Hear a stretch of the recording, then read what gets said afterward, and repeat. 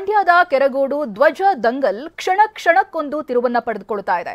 ಗ್ರಾಮ ಪಂಚಾಯತ್ ಸದಸ್ಯರಿಂದಲೇ ಹನುಮ ಧ್ವಜಕ್ಕೆ ಅನುಮತಿ ಕೊಟ್ಟಿರುವುದು ಬಯಲಾಗಿದೆ. 40 ವರ್ಷದಿಂದ ಹನುಮ ಧ್ವಜ ಹಾರಿಸ್ತಾ ಇದ್ದೇವೆ ಅಂತ ಗ್ರಾಮಸ್ಥರು ಹಳೆ ಫೋಟೋವನ್ನ ಬಿಡುಗಡೆ ಮಾಡಿದ್ದಾರೆ. ಈ ಎಲ್ಲಾ ಸುದ್ದಿಗಳನ್ನು ನೋಡೋಣ ಕೆರಗೋಡು ಕದನ ನ್ಯೂಸ್ ಎಕ್ಸ್‌ಪ್ರೆಸ್‌ನಲ್ಲಿ.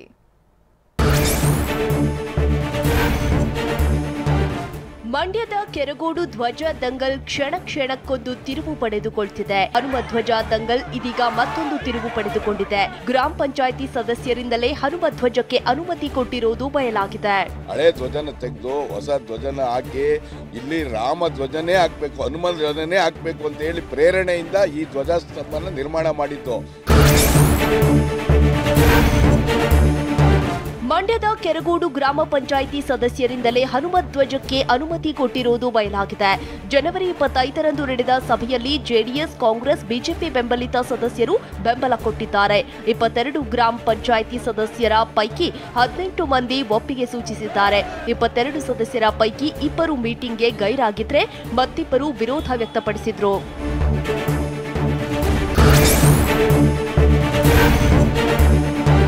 ಪಂಚಾಯಿತಿ ನಿರ್ಧಾರ ಕೈಗೊಂಡಿದ್ದ ಅಸಲಿ ಪತ್ರ TV9ಗೆ ಲಭ್ಯವಾಗಿದೆ. ಪಂಚಾಯಿತಿ ನಿರ್ಧಾರದ ಪತ್ರವನ್ನ ಗ್ರಾಮಸ್ಥರೇ ರಿಲೀಸ್ ಮಾಡಿದ್ದಾರೆ. ಗ್ರಾಮ ಪಂಚಾಯಿತಿ ನಡಾವಳಿ ಪತ್ರವನ್ನ ಗ್ರಾಮಸ್ಥರು ಬಿಡುಗಡೆ ಮಾಡಿದ್ದಾರೆ. ಈ ಪತ್ರದಲ್ಲಿ ಹನುಮ ಧ್ವಜ ಹಾರಾಟ ಬಗ್ಗೆ ಗ್ರಾಮ ಪಂಚಾಯಿತಿ ಸಭೆಯಲ್ಲಿ ಚರ್ಚೆ ನಡೆದಿತ್ತು ಅನ್ನೋದು ಗೊತ್ತಾಗಿದೆ.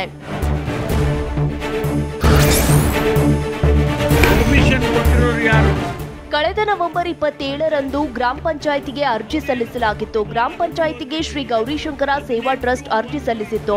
ಹಳೆ ಧ್ವಜಸ್ತಂಭದ ಜಾಗದಲ್ಲಿ ಹೊಸ ಧ್ವಜಸ್ತಂಭ ನಿರ್ಮಾಣ ಮಾಡುತ್ತೇವೆ ಎಂದಿತ್ತು. ಆದರೆ ಯಾವ ಬಾವುಟ ಹಾರಿಸುತ್ತೇವೆಂದು ಟ್ರಸ್ಟ್ ಹೇಳಿರಲಿಲ್ಲ. ಡಿಸೆಂಬರ್ 29ರಂದು ನಡೆದ ಸಾಮಾನ್ಯ ಸಭೆಯಲ್ಲಿ ಈ ಬಗ್ಗೆ ಚರ್ಚೆ ಆಗಿತ್ತು ಅಷ್ಟೇ.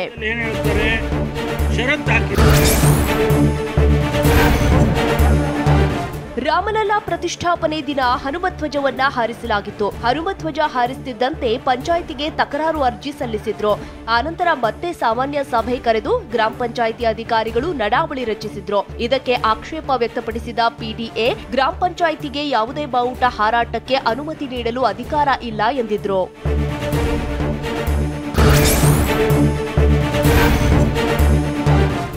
ಮಂಡ್ಯದಲ್ಲಿ ನಡೆದ ಸಾಮಾನ್ಯ ಸಭೆಯಲ್ಲಿ ಹನುಮ ಧ್ವಜ ಹಾರಾಟಕ್ಕೆ ಸಂಬಂಧಪಟ್ಟ ಇಲಾಖೆಯಿಂದ ಅನುಮತಿ ಪಡೆಯಬೇಕು ಅಂತ PDO ಸಲಹೆ ನೀಡಿದ್ರಂತೆ. ಗ್ರಾಮ ಪಂಚಾಯಿತಿ ಗೌರಿಶಂಕರ ಟ್ರಸ್ಟ್ಗೆ ದಿನಾಂಕ 19 ಜನವರಿಯಂದು ನೀಡಿದ್ದ ಅನುಮತಿ ಬಗ್ಗೆ ಕೂಡ PDO ತಕರಾರು ಎತ್ತಿದ್ರು. ಟ್ರಸ್ಟ್ನಿಂದ ಷರತ್ತು ಉಲ್ಲಂಘನೆಯಾಗಿದೆ ಅಂತ ಹೇಳಿದ್ರು.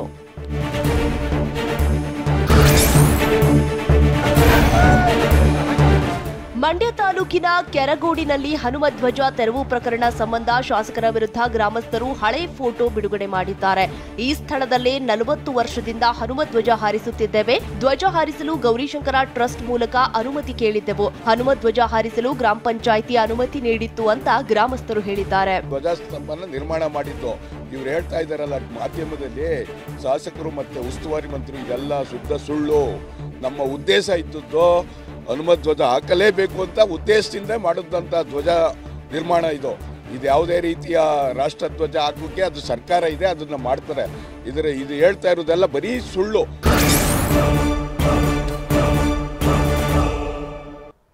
ಹನುಮ ಧ್ವಜ ತೆರವು ವಿಚಾರ ರಾಜಕೀಯ ತಿರುವು ಪಡೆದುಕೊಂಡಿದೆ. ಜೆಡಿಎಸ್ ಬಿಜೆಪಿ ಪ್ರಚೋದನೆಯಿಂದ ಗಲಾಟೆ ಅಂತ ಸಿಎಂ ಸಿದ್ದರಾಮಯ್ಯ ಆರೋಪ ಮಾಡಿದ್ರು. ಇತ್ತ ಕೇಸರಿ ಶಾಲು ಹಾಕಿದ್ದೇ ದೊಡ್ಡ ತಪ್ಪ ಅಂತ ಕಾಂಗ್ರೆಸ್ ಆರೋಪಕ್ಕೆ ಕುಮಾರಸ್ವಾಮಿ ತಿರುಗೇಟು. ಎಲ್ಲ ಸುದ್ದಿಗಳನ್ನು ನೋಡೋಣ ಧ್ವಜ ಜಟಾಪಟಿ ನ್ಯೂಸ್ ಎಕ್ಸ್‌ಪ್ರೆಸ್‌ನಲ್ಲಿ. ಮಂಡ್ಯ ಧ್ವಜ ವಿಚಾರದಲ್ಲಿ ಶಾಸಕರಾಗಲಿ ಜಿಲ್ಲಾಡಳಿತವಾಗಲಿ ಭಾಗಿಯಾಗಿಲ್ಲ ಎಂದು ಗೃಹ ಸಚಿವ ಪರಮೇಶ್ವರ್ ಹೇಳಿದ್ರು. ಇದು ರಾಜಕೀಯ ಕುತಂತ್ರ, ಪ್ರಚೋದನೆ ಬಿಟ್ಟು ಇಲ್ಲಿ ಏನೂ ಇಲ್ಲ ಅಂದರು.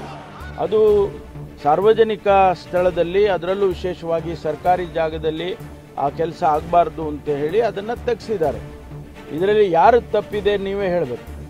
ಅದನ್ನು ಅವರು ಇದನ್ನು ಇಷ್ಟು ದೊಡ್ಡದು ಮಾಡಿ ಅದು ನ್ಯಾಷನಲ್ ಫ್ಲಾಗ್ ಹಾಯಿಸ್ಟ್ ಮಾಡಿದ್ದಾರೆ ಅಧಿಕಾರಿಗಳು. ಇದರಲ್ಲಿ ಯಾರು ತಪ್ಪಿದೆ? ಕೇಸರಿ ಶಾಲು ಹಾಕಿಕೊಂಡ ಬಗ್ಗೆ ಮಾಜಿ ಸಿಎಂ HDK ಸಮರ್ಥನೆ ಮಾಡಿಕೊಂಡಿದ್ದಾರೆ. ಕೇಸರಿ ಶಾಲು ಹಾಕಿದ್ದೇ ದೊಡ್ಡ ಮಹಾನ್ ಅಪರಾಧ ರೀತಿ ಬಿಂಬಿಸುತ್ತಿದ್ದಾರೆ ಅಂದ್ರು. ನಾನು ಕೇಸರಿ ಶಾಲನ್ನ ಹಾಕೊಂಡಿದ್ದೆ ಮಹಾನ್ ಅಪರಾಧ ಆಗಿದೆಯಾ?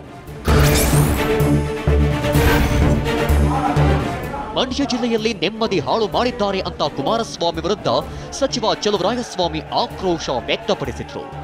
ಈ ಜಿಲ್ಲೆನ ಇಷ್ಟೊಂದು ಈ ಪರಿಸ್ಥಿತಿಯಲ್ಲಿ ನೆಮ್ಮದಿನ ಹಾಳು ಮಾಡ್ತಕ್ಕಂಥದ್ದಕ್ಕೆ ಅವಶ್ಯಕತೆ ಇತ್ತ ನಮ್ಮ ಕುಮಾರಸ್ವಾಮಿ ಅವರಿಗೆ. ಸಿಟಿ ರವಿ ವಿರುದ್ಧ ಸಚಿವ ಪ್ರಿಯಾಂಕ್ ಖರ್ಗೆ ಕಿಡಿಕಾರಿದ್ದಾರೆ. ಬಿಜೆಪಿ ಮತ್ತು ಆರ್ಎಸ್ಎಸ್ ನಾಯಕರಿಗೆ ರಾಷ್ಟ್ರಕ್ಕಿಂತ ಧರ್ಮ ಮೇಲು, ರಾಷ್ಟ್ರಕ್ಕಿಂತ ಸಂಘಟನೆ, ಪಕ್ಷ ಮತ್ತು ಧರ್ಮಕ್ಕೆ ಹೆಚ್ಚಿನ ಒತ್ತು ಕೊಡ್ತಾರೆ. ಈ ಬಗ್ಗೆ ಅಂಬೇಡ್ಕರ್ ಸಂವಿಧಾನ ರಚನಾ ಸಭೆಯ ಅಂತಿಮ ಭಾಷಣದಲ್ಲಿ ಎಚ್ಚರಿಸಿದ್ರು ಅಂತ ಟ್ವೀಟ್ ಮಾಡಿದ್ದಾರೆ.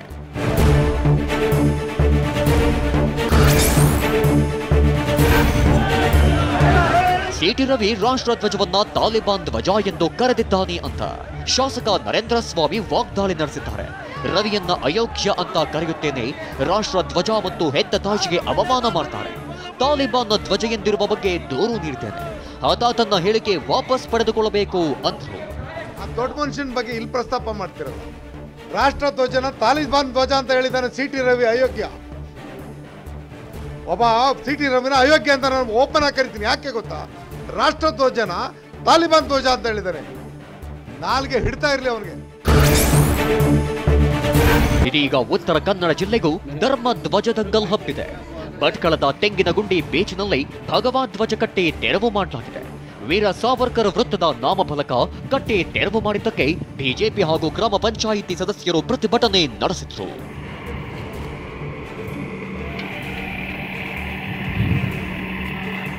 ಅನಧಿಕೃತ ನೀವು ಕೊಟ್ಟ ಕಟ್ಟಡ ನನ್ನ ತೆಗಿಲಿಕ್ಕೆ ಆಗುದಿಲ್ಲ.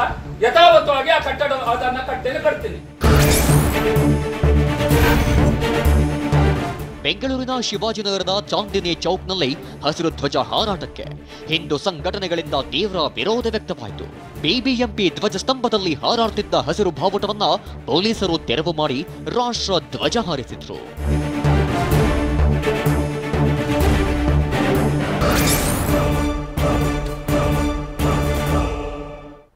ಲೋಕಸಭೆ ಚುನಾವಣೆ ಹೊಸ್ತಿಲಲ್ಲಿ 3 ಪಕ್ಷಗಳು ತಮ್ಮದೇ ಆದ ರಣತಂತ್ರ ರೂಪಿಸ್ತಾ ಇವೆ. ಮಂಡ್ಯದಲ್ಲಿ ಜೆಡಿಎಸ್ ತೊಡೆ ತಟ್ಟುವಂತ ಎಲ್ಲಾ ಲಕ್ಷಣಗಳು ಕಾಣ್ತಾ ಇದ್ರೆ, ಇತ್ತ ಬಿಜೆಪಿಯಿಂದ ಟಿಕೆಟ್ ಸಿಗುವಂತ ನಿರೀಕ್ಷೆಯಲ್ಲಿ ಸಂಸದೆ ಸುಮಲತಾ ಇದ್ದಾರೆ. ಜಗದೀಶ್ ಶೆಟ್ಟರ್ ಬಳಿಕ ಲಕ್ಷ್ಮಣ ಸವದಿ ಗರ್ವಾಪ್ಸಿಗೂ ಬಿಜೆಪಿ ಪ್ಲಾನ್ ಮಾಡಲಾಗ್ತಿದೆ ಎನ್ನಲಾಗ್ತಾ ಇದೆ. ಈ ಎಲ್ಲಾ ಸುದ್ದಿಗಳನ್ನ ನೋಡೋಣ ಲೋಕತಂತ್ರ ನ್ಯೂಸ್ ಎಕ್ಸ್‌ಪ್ರೆಸ್ನಲ್ಲಿ.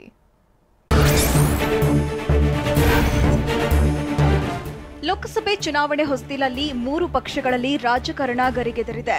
ಹೆಚ್ಚಿನ ಸೀಟು ಗೆಲ್ಲುವ ಸಲುವಾಗಿ ಪಕ್ಷ ಬಲವರ್ಧನೆಗೆ ದಳಪತಿಗಳು ಕಮಲ ನಾಯಕರ ಜೊತೆ ಕೈ ಜೋಡಿಸಿದ್ರೆ, ಕಾಂಗ್ರೆಸ್ ಏಕಾಂಗಿಯಾಗಿ ದೋಸ್ತಿಗಳಿಗೆ ತಿರುಗೇಟು ಕೊಡೋಕೆ ಸನ್ನದ್ಧವಾಗಿದೆ. ಮಂಡ್ಯ ಮಲ್ಲ ಯುದ್ಧದಲ್ಲಿ ಜೆಡಿಎಸ್ ತೊಡೆ ತಟ್ಟುವಂತಹ ಎಲ್ಲ ಲಕ್ಷಣಗಳು ಕಾಣ್ತಿವೆ.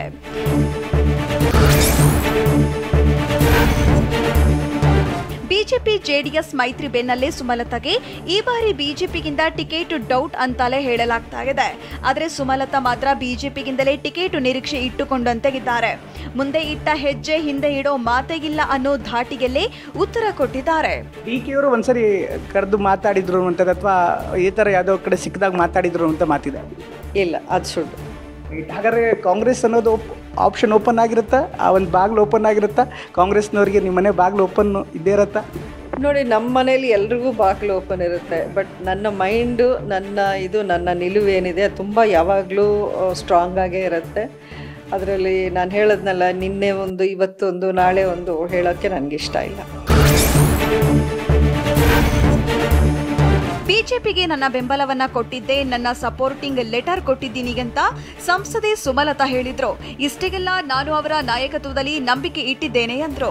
ಬಿಜೆಪಿಗೆ ನನ್ನ ಬೆಂಬಲವನ್ನು ನಾನು ಕೊಟ್ಟಿದ್ದೆ, ನನ್ನ ಸಪೋರ್ಟಿಂಗ್ ಲೆಟರನ್ನು ಕೊಟ್ಟಿದ್ದೀನಿ. I believe in the leadership. ನಮಗೆ ಮೋದಿಜಿ ಅವರ ಒಂದು ಲೀಡರ್ಶಿಪ್ಪು, ಅವರ ಲೀಡರ್ಶಿಪ್ಪಲ್ಲಿ ನಮ್ಮ ದೇಶದಲ್ಲಿ ಆಗಿರುವಂಥ ಬದಲಾವಣೆ ಏನಿದೆ. ಬಿಜೆಪಿ ಜೆಡಿಎಸ್ ಮೈತ್ರಿ ಆದ್ಮೇಲೆ ನಾವು ಯಾರ ಜೊತೆಗೂ ಮಾತಾಡಿಲ್ಲ ಅಂತ ಸಂಸದೆ ಸುಮಲತಾ ಹೇಳಿದ್ರು. ಅವರ ಮೈತ್ರಿ ಆದಮೇಲೆ ನಾವು ಯಾರ ಜೊತೆಲೂ ಕೂತ್ಕೊಂಡು ಮಾತಾಡಿಲ್ಲ. ಬಿಕಾಸ್ ಮೈತ್ರಿ ಅನ್ನೋದು ಪಕ್ಷಕ್ಕೆ ಬಿಟ್ಟಂಥ ವಿಚಾರ. ಐ ಶುಡ್ ನಾಟ್ ಇಂಟರ್ಫಿಯರ್ ಆ ಒಂದು ನಿರ್ಧಾರಗಳ ಜೊತೆಲಿ. ಪ್ರೀತಿ ಅಭಿಮಾನ ಸಿಕ್ಕಿದ ಕಡೆ ನಾನು ಬಿಟ್ಟು ಹೋಗಲ್ಲ ಅಂತ ಸಂಸದೆ ಸುಮಲತಾ ಅಂಬರೀಶ್ ಹೇಳಿದ್ರು. ಯಾರು ನಂಬಿರಲ್ವೇನೋ ಒಬ್ಬ ಇಂಡಿಪೆಂಡೆಂಟ್ MP ಗೆ 1.25 ಲಕ್ಷ ಮಾರ್ಜಿನಲ್ಲಿ ಗೆಲ್ಲಿಸ್ತಾರೆ ಅಂತ ಯಾರು ಹೇಳಿದ್ರು ಯಾರೂ ಒಪ್ತಿರ್ಲಿಲ್ವೇನೋ. ಸೊ ಈ ರೀತಿ ನನಗೆ ಆ ಒಂದು ಪ್ರೀತಿ ಅಭಿಮಾನ ಸಿಕ್ಕಿದ ಕಡೆ ನಾನು ಬಿಟ್ಟು ನನಗೆ ಹೋಗೋಕ್ಕೆ ಮನಸ್ಸಿಲ್ಲ. ಐ ಡೋಂಟ್ ವಾಂಟ್ ಟು ಒಂದು ಟಿಪಿಕಲ್ ಪೊಲಿಟಿಷಿಯನ್ ಥರ ಇವತ್ತು ನಿನ್ನೆ ಒಂದು ಅಜೆಂಡಾ ಇವತ್ತು ಇನ್ನೊಂದು, ಅಥವಾ ನನ್ನ ಸ್ವಾರ್ಥ ನನಗೆ ಲಾಭ ಎಲ್ಲಿದೆ ಅಂತ ಹುಡ್ಕೊಂಡು ಹೋಗೋ ಒಂದು ಪೊಲಿಟಿಷಿಯನ್ ಆಗೋಕ್ಕೆ ನನಗೆ ಇಷ್ಟ ಇಲ್ಲ. ಸಂಸದೆ ಸುಮಲತಾ ಮಾತಿನ ಒಳಾರ್ಥ ನೋಡಿದ್ರೆ ಮಂಡ್ಯದಿಂದ ಸುಮಲತಾ ಬಿಜೆಪಿ ಟಿಕೆಟ್ ನಿರೀಕ್ಷೆಯಲ್ಲಿದ್ದಾರೆ ಅಂತ ಕಾಣ್ತಿದೆ. ಒಂದು ವೇಳೆ ಟಿಕೆಟ್ ಮಿಸ್ ಆದ್ರೂ ಮತ್ತೊಮ್ಮೆ ಪಕ್ಷೇತರರಾಗಿ ಅಖಾಡಕ್ಕೆ ಇಳಿದ್ರೂ ಅಚ್ಚರಿಗಿಲ್ಲ ಅನ್ನೋದು ಅವರ ಮಾತಿನಿಂದಲೇ ಸ್ಪಷ್ಟವಾಗ್ತಿದೆ.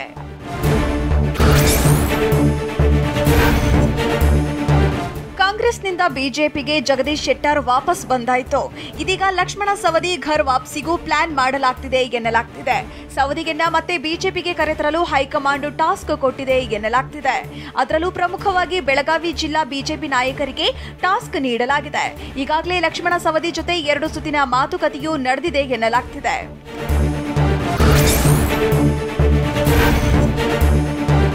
ಶಾಸಕ ಲಕ್ಷ್ಮಣ ಸವದಿ ಬಿಜೆಪಿಗೆ ಬರುವ ಕುರಿತು ಈಗಾಗಲೇ ಚರ್ಚೆ ಶುರುವಾಗಿದೆ ಅಂತ ಬಿಜೆಪಿ ಮಾಜಿ ಸಂಸದ ರಮೇಶ್ ಕತ್ತಿ ಹೇಳಿದ್ದಾರೆ. ರಾಷ್ಟ್ರೀಯ ಮಟ್ಟ ಮತ್ತು ರಾಜ್ಯ ಮಟ್ಟದಲ್ಲಿ ಚರ್ಚೆ ಪ್ರಾರಂಭವಾಗಿದೆ. ಪಕ್ಷದ ವರಿಷ್ಠರು ಸಹ ನಮ್ಮನ್ನ ಕರೆದು ಅಭಿಪ್ರಾಯ ಕೇಳಿದ್ದಾರೆ. ಲಕ್ಷ್ಮಣ ಸವದಿ ಬಿಜೆಪಿಗೆ ಬಂದ್ರೆ ಪಕ್ಷಕ್ಕೆ ಹೆಚ್ಚಿನ ಶಕ್ತಿ ಬರುತ್ತೆ ಎಂದು ಹೇಳಿದ್ದಾರೆ. ನಮ್ಮ ಲಕ್ಷ್ಮಣ ಸವದಿಯವರು ಬರ್ತಾರೆ ಅನ್ನುವಂಥ ಮಾಹಿತಿ ಐತಿ ಅನ್ನೋದ್ರ ಬಗ್ಗೆ ನೀವು ಚರ್ಚೆ ಮಾಡ್ತಾರೆ. ಆ ನಿಟ್ಟಿನಲ್ಲಿ ಈಗಾಗಲೇ ಚರ್ಚೆಗಳು ಪ್ರಾರಂಭವಾಗಿದ್ದಾವೆ. ಲಕ್ಷ್ಮಣ ಸವದಿ ಬಿಜೆಪಿಗೆ ಬರುವಂತೆ ಆಹ್ವಾನ ಕೊಟ್ಟಿದ್ದೇವೆ ಅಂತ ಸಂಸದ ಅಣ್ಣಾ ಸಾಹೇಬ್ ಜೊಲ್ಲೆ ಹೇಳಿದ್ದಾರೆ. ಸವದಿಗೆನ್ನ ಕರ್ಕೊಂಡು ಬರುವ ಜವಾಬ್ದಾರಿ ಎಲ್ಲರ ಹೆಗಲಿಗಿದೆ.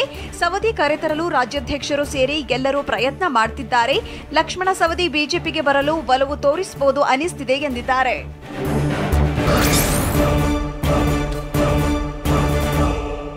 ಬೆಂಗಳೂರಿನಲ್ಲಿ 3 ಕೋಟಿ ಮೌಲ್ಯದ ನಿಷೇಧಿತ ಸಿಗರೇಟ್ ಸೀಸ್ ಮಾಡಲಾಗಿದೆ. ಬೆಂಗಳೂರಿನ ವಿವಿ ವಿದ್ಯಾರ್ಥಿಗಳ ಹಾಸ್ಟೆಲ್ನ ಊಟದಲ್ಲಿ ಹುಳು ಪತ್ತೆಯಾಗಿದೆ. ಇವೆಲ್ಲ ಸುದ್ದಿಗಳನ್ನು ನೋಡೋಣ ಕರ್ನಾಟಕ ನ್ಯೂಸ್ ಎಕ್ಸ್‌ಪ್ರೆಸ್ನಲ್ಲಿ. ಸಿಸಿಬಿ ಪೊಲೀಸರು ಬೆಂಗಳೂರಿನಲ್ಲಿ 7 ಮಂದಿ ಡ್ರಗ್ ಪೆಡ್ಲರ್ಗಳನ್ನು ಬಂಧಿಸಿದ್ದಾರೆ. ಆರೋಪಿಗಳಿಂದ 1,52,50,000 ಮೌಲ್ಯದ ಡ್ರಗ್ಸ್ ವಶಕ್ಕೆ ಪಡೆಯಲಾಗಿದೆ. ಬಂಧಿತ ಆರೋಪಿಗಳು ಪುಲಕೇಶಿ ನಗರ, ಬಾಣಸ್ವಾಡಿ, ಹುಳಿಮಾವು ಪೊಲೀಸ್ ಠಾಣಾ ವ್ಯಾಪ್ತಿಯಲ್ಲಿ ಡ್ರಗ್ಸ್ ಮಾರಾಟ ಮಾಡ್ತಿದ್ರಂತೆ.